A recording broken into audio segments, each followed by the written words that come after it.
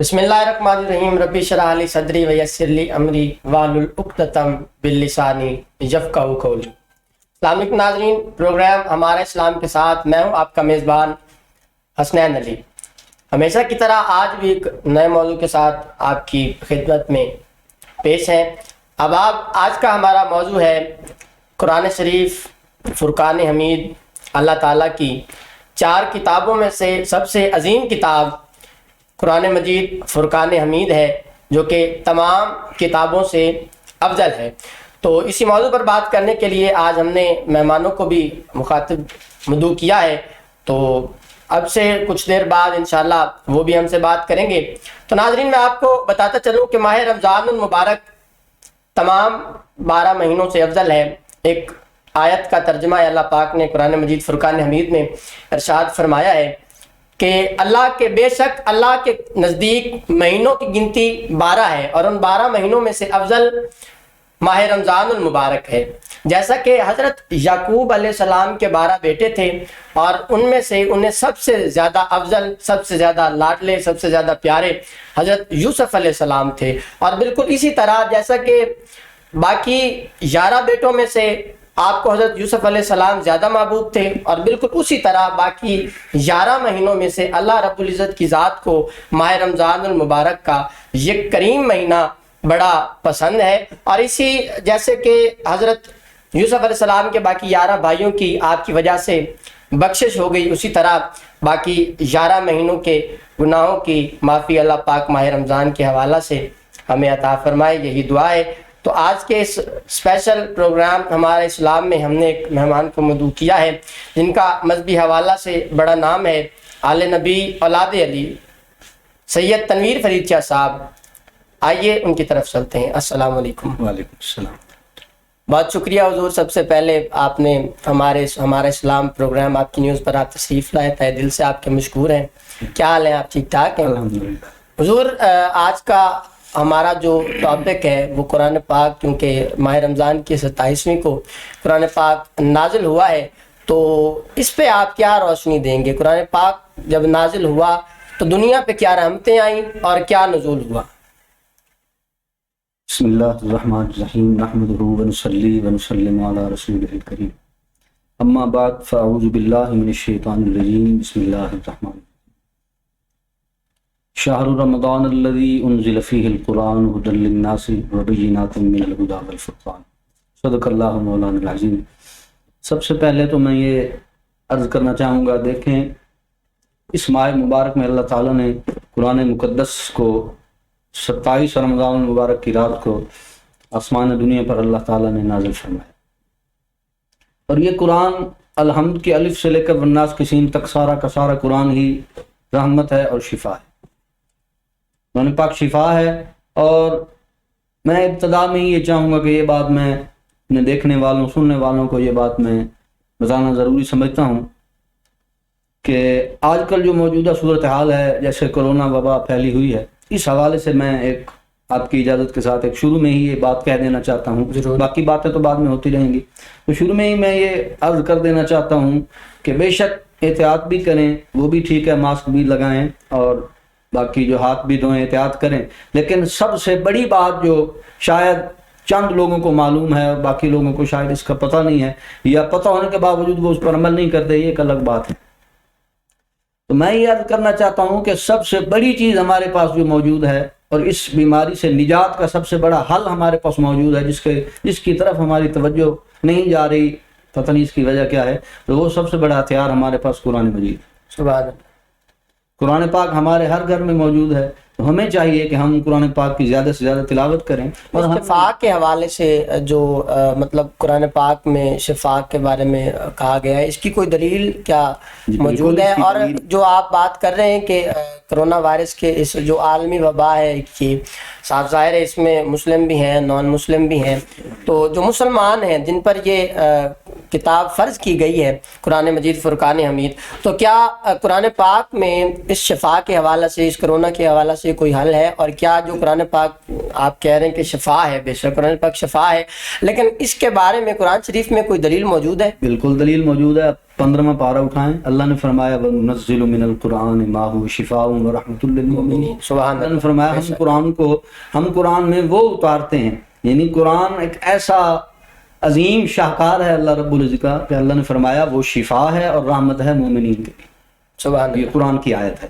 تو اس سے پتہ چلا کہ قرآن تو سارے کا سارا ہی شفا ہے. اور باقی آپ نے جو کرونا وائرس اور وبا کے حوالے سے پوچھا کہ اس کا کوئی حل ہے, تو اس کا حل یہ ہے, ہم نے اپنے بزرگوں سے بھی سنا ہے اور بھی زیادہ بزرگ یہ کہتے ہیں. ویسے تو جیسے میں عرض کر چکا ہوں قرآن شفا بھی ہے, برکت بھی ہے, رحمت بھی ہے, اس میں کوئی شک نہیں ہے. لیکن ایک مخصوص سورہ مبارکہ ہے 27ویں پارے میں سورہ رحمان, تو میں اپنے دیکھنے والوں کو سننے والوں کو یہ پیغام جہاں تک میری آواز جائے, جہاں تک لوگ سنیں دیکھیں, ان کو چاہیے, میں ان کو یہ حل بتا رہا ہوں, بڑا بہترین حل ہے کہ سورہ رحمان کی تلاوت ہر روز اپنے گھروں میں جاری رکھیں. سورہ رحمان شریف کی تلاوت صبح و شام کریں, اور اس تلاوت سے یہ فائدہ ہوگا. ہمارے بزرگ فرماتے ہیں کہ جس گھر میں سورہ رحمان پڑھی جائے تو اس گھر میں کوئی بھی, چاہے وہ کرونا ہو, کوئی بھی ہو, کسی قسم کی وبا بھی ہو, تو اس گھر میں داخل نہیں ہوتی. ان تمام گھر والوں کی اللہ تعالیٰ حفاظت فرماتا ہے اس سورہ پاک کی برکت سے. تو یہ صورت ہمیں کس ٹائم مطلب اس کا ورد کرنا چاہیے, اور مطلب کتنی دفعہ یہ ہمیں پڑھنی چاہیے, جس کی وجہ سے ہم اور ہماری فیملیاں جو ہیں مطلب اس سے محفوظ رہ سکتی ہیں؟ دیکھیں اس کا ٹائم تو مقرر نہیں ہے, جس ٹائم آپ پڑھنا چاہیں. زیادہ بہتر یہ ہے کہ صبح صبح جب بندہ اٹھتا ہے نماز پڑھ کے, تو صبح صبح ہی اس کی تلاوت شروع کر دی جائے, تو وہ سہانا وقت ہوتا ہے, برکتوں والا وقت ہوتا ہے, سعادتوں اور قبولیت کا وقت ہوتا ہے. تو وہ زیادہ میرے خیال میں بہتر ہے کہ صبح کے وقت نماز پڑھ کے تو فوراً ہی اپنے بچوں کو بھی اس بات کی ترغیب دلائیں. دیکھیں یہ اسلام کا پہلا سبق ہی یہی ہے.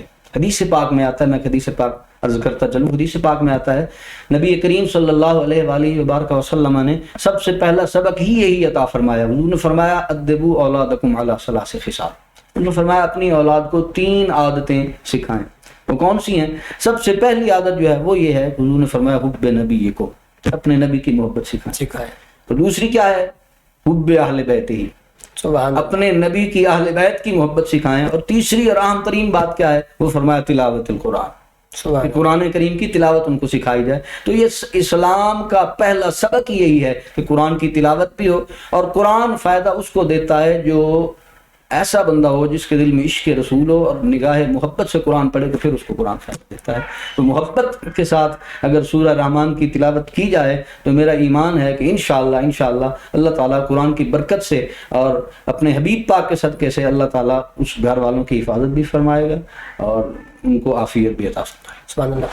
حضور, کیونکہ ہمارا آج کا جو موضوع ہے قرآن شریف کے حوالے سے ہے, اور ساتھ ہی اس کی جو نسبت ہے حضرت علی المرتضیٰ شیر خدا رضی اللہ عنہ, آپ کا عرس مبارک بھی بالکل قریب آ چکا ہے, تو اس کے حوالے سے ہمیں اکثر بزرگ فرماتے ہیں, علماء نے اس بات کی وضاحت کی ہے, اس بات پر مہر لگائی ہے, اور حضور پاک صلی اللہ علیہ وسلم کا ارشاد ہے کہ قرآن شریف کی جو بسم اللہ ہے, بسم اللہ کا جو بے کا نقطہ ہے وہ حضرت علی ہیں. بے سے مراد, بے کے نقطے سے مراد حضرت علی ہیں.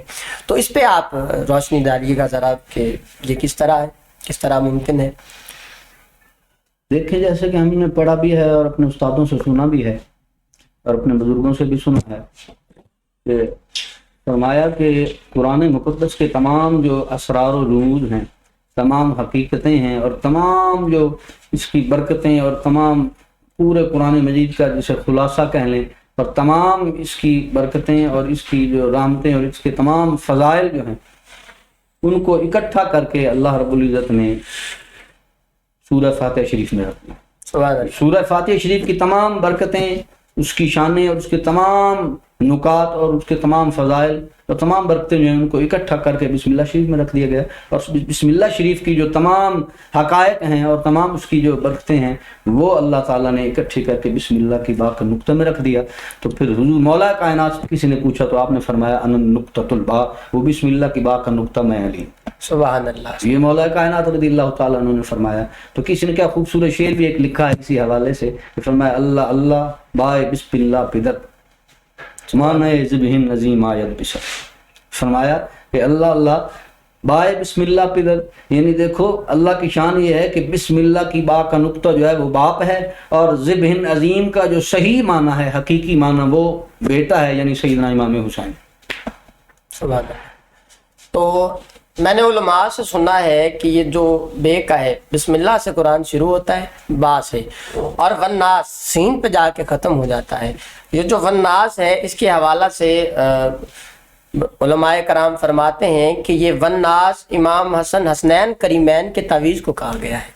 یہ والناس سے مراد امام حسن اور امام حسین جب مدینہ کے آنگن میں، گھر کے آنگن میں کھیل رہے تھے تو آسمان سے اللہ پاک نے یہ تعویذ بھیجے تاکہ کسی بد نظر کی نظر نہ لگ جائے حسنین کریمین کو کھیلتے ہوئے۔ تو یہ با سے شروع ہوا اور سین پر ختم ہو گیا، تو یہ با اور سین یہ بنتا ہے بس۔ تو اس کے حوالہ سے جو مطلب با سے، باپ سے مطلب قرآن شروع ہوا اور بیٹے پہ جا کے قرآن ختم ہو جاتا ہے۔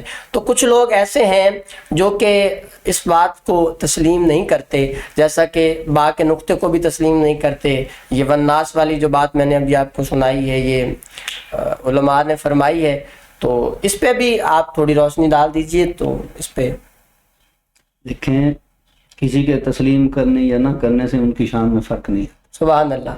کوئی تسلیم کرے یا نہ کرے یہ الگ بات ہے، لیکن جو شان اللہ نے ان کو عطا کی ہے، چونکہ یہ تو قرآن پاک میں بھی ہے وَتُعِزُّ مَن تَشَاءُ وَتُذِلُّ مَن تَشَاءُ، تو یہ نہیں ہے، یہ ہے کہ قرآن پاک میں ہے کہ عزت بھی اللہ دیتا ہے اور ذلت بھی اللہ دیتا ہے۔ تو جن کو اللہ نے عزت دی ہے ان کو چاہے وہ کچھ بھی کر لے، ان کی عزت میں ذرا بھر بھی فرق نہیں آتا۔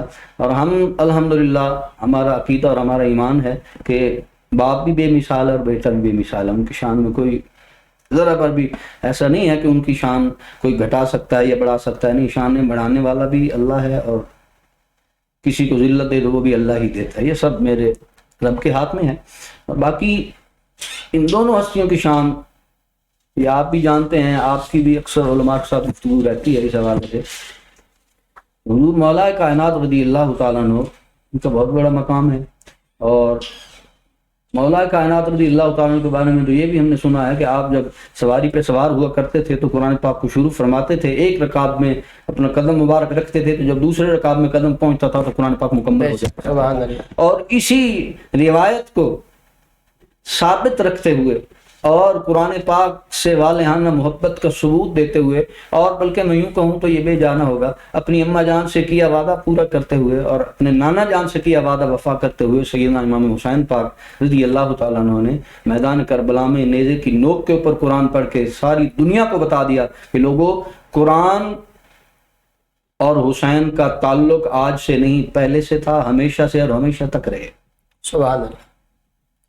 تو حضور یہ قرآن میں جو مختلف لوگ، اکثر میں نے سوشل میڈیا پہ بیٹھا ہوا تھا، وہاں سے میری نگاہوں کے سامنے ایک عالم دین گزرے، تو وہ فرما رہے تھے کہ قرآن پاک جو لوگ اٹک اٹک کر پڑھتے ہیں، فار ایگزامپل جو بندہ قرآن پڑھ رہا ہے اس کے با کی جگہ بے نکل جاتا ہے، زیر کے اوپر مطلب ایک زیر نیچے ہوتی ہے، تو وہ پیش ہونے کے بعد اسے زبر پڑھے یا زیر پڑھے، مطلب قرآن کا جو الفاظ ادائیگی صحیح نہ کرے یا اٹک اٹک پڑھے تو لوگ کہتے ہیں اسے ثواب نہیں ملتا۔ اس کے بارے میں آپ کیا کہنا یہ بالکل ایسا نہیں ہے، یہ غلط بات ہے، بالکل حدیث پاک میں آتا ہے، حدیث پاک سے بڑی تو بات ہی نہیں ہے، جو میرے حضور کا فرمان ہے اس میں تو شک کی گنجائش ہی نہیں رہتی۔ تو میرے نبی پاک علیہ الصلوۃ والسلام نے ارشاد فرمایا، حضور نے فرمایا کہ جو بندہ اٹک اٹک کر قرآن پڑھتا ہے زبان میں لکنت ہونے کی وجہ سے، تو اللہ اس کو دوہرا ثواب عطا فرماتا ہے۔ آپ تو یہ کہہ رہے ہیں نا کہ ثواب ملتا نہیں ہے، لیکن حدیث پاک میں یہ ہے، جب میں نے پڑھا تو میرا بڑا دل خوش ہوا، میں نے کہا دیکھو لوگ کیا کہتے ہیں اور حدیث پاک میں کیا ہے۔ حضور نے فرمایا اس کو دوہرا ثواب ملتا ہے۔ جب پوچھا گیا کہ حضور یہ دوہرا ثواب کیسے ملتا ہے، تو حضور نے فرمایا بھائی دیکھو، ایک تو اس کو قرآن پڑھنے کا ثواب ملتا ہے، قرآن جب بندہ پڑھے تو فرماتے ہیں کہ جب ایک لفظ پڑھا جائے، ایک حرف پڑھا جائے تو اس کی 10 نیکیاں ملتی ہیں۔ سبحان اللہ۔ تو اسی ترتیب سے اگر دیکھا جائے تو ثواب اس کا بندہ شمار بھی نہیں کر سکتا۔ اور پھر ایک ثواب تو یہ ہے کہ جب اس نے قرآن پڑھا تو اس کو قرآن پڑھنے کا ثواب ملے گا، اور دوسرا حضور نے فرمایا کہ جو اس کو زبان میں لکنت کی وجہ سے تکلیف ہوئی، اس تکلیف کا بھی اس کو بہت زیادہ ثواب ملتا ہے۔ مطلب جب وہ اللہ رب العزت کی شان میں بعد نماز فجر، ظہر، عصر اور باقی جو ہاتھ بھی دھوئیں، احتیاط کریں، نہیں رہتا۔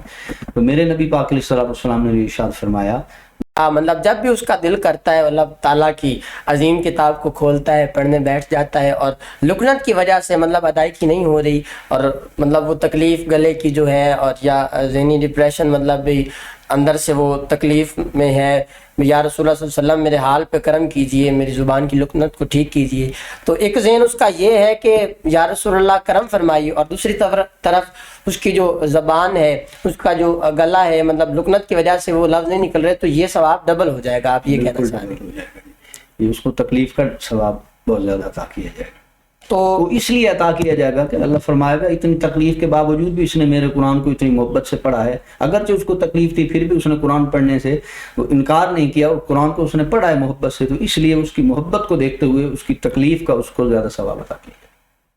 ماشاءاللہ بہت اچھے۔ حضور مجھے یہ بتائیے گا کہ قرآن سننے کے حوالے سے آپ کیا کہیں گے؟ مطلب جیسا کہ آپ نے بھی بتایا کہ قرآن کا ایک لفظ، ایک حرف پڑھنے سے 70 نیکیاں ملتی ہیں، تو اسی حوالے سے سننے کے متعلق بھی کچھ ہے، سننے والے کو کتنا ثواب حاصل ہوتا ہے؟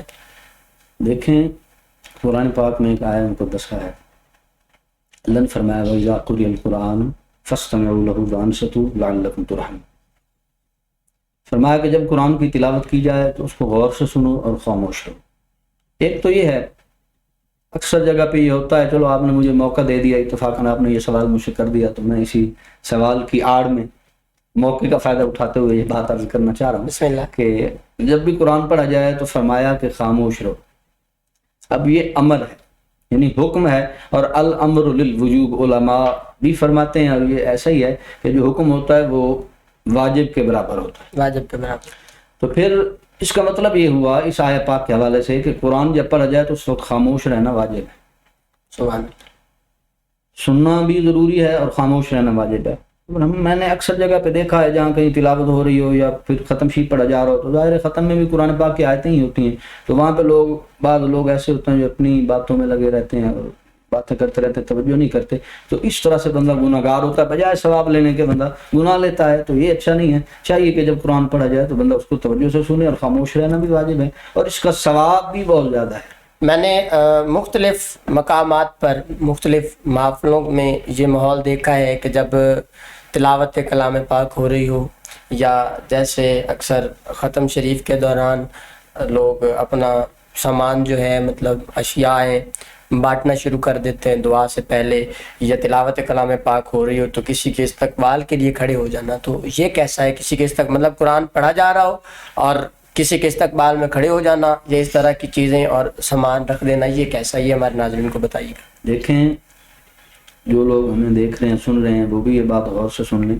اور آپ کو بھی میں، ویسے تو یہ آپ کا کام ہے سوال کرنا، لیکن میرا دل کرتا ہے ایک سوال میں بھی آپ سے کر لوں۔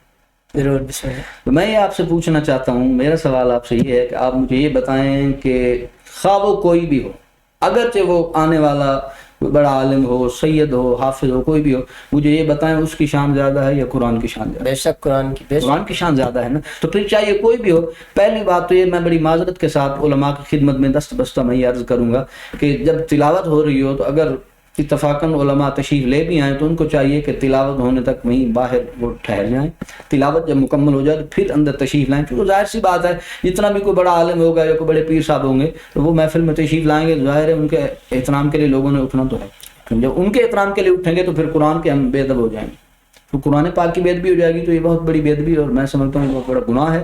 اس طرح ہمیں نہیں کرنا چاہیے، ہمیں بھی خیال، علماء کو بھی خیال کرنا چاہیے، اور پیر صاحبان کو بھی، اور عوام الناس کو بھی خیال کرنا چاہیے کہ جب قرآن کی تلاوت کی جائے تو قرآن سب سے افضل اور بزرگ و برتر اور عزت والی کتاب ہے، تو اس کا احترام سب سے ضروری ہے، وہ اللہ کا پاک کلام ہے، تو اللہ کے پاک کلام کی عزت اور اس کی شان کا خیال کرتے ہوئے ہمیں یہ نہیں کرنا چاہیے کہ ہم چیزیں بانٹنا شروع کر دیں، یا پھر ہم اپنا وہ بعض اوقات دسترخوان بچھانے شروع کر دیتے ہیں، بعض اوقات کوئی آئے تو اس کے لیے کھڑے ہو جاتے ہیں۔ نہیں، قرآن کا احترام ضروری ہے۔ اگر کوئی آ بھی جائے تو جب قرآن پڑھا جا رہا ہو تو چاہیے کہ صرف قرآن ہی سنا جائے اور اس کا احترام کیا جائے، اور جب قرآن پاک مکمل ہو جائے تو اس کے بعد آپ جو اپنا کام کرنا چاہیں۔ جی ناظرین، آپ نے سنا اور دیکھا، ہمارے ساتھ آل نبی اولاد علی سید تنویر فرید شاہ صاحب موجود تھے، اور ہمارا آج کا موضوع تھا قرآن مجید۔ امید ہے آپ کو کافی کچھ سیکھنے اور پڑھنے کو ملا ہوگا، جیسا کہ پیر صاحب نے فرمایا کہ سورۃ رحمان کی اگر تلاوت کی جائے، سورۃ رحمان کا اگر ورد کیا جائے تو ہم کرونا وبا، اس عالمی وبا سے بھی محفوظ رہ سکتے ہیں۔ ناظرین، اگلے پروگرام تک آپ سے اجازت چاہتا ہوں، دیکھتے رہیے ہمارا اسلام۔ اللہ حافظ۔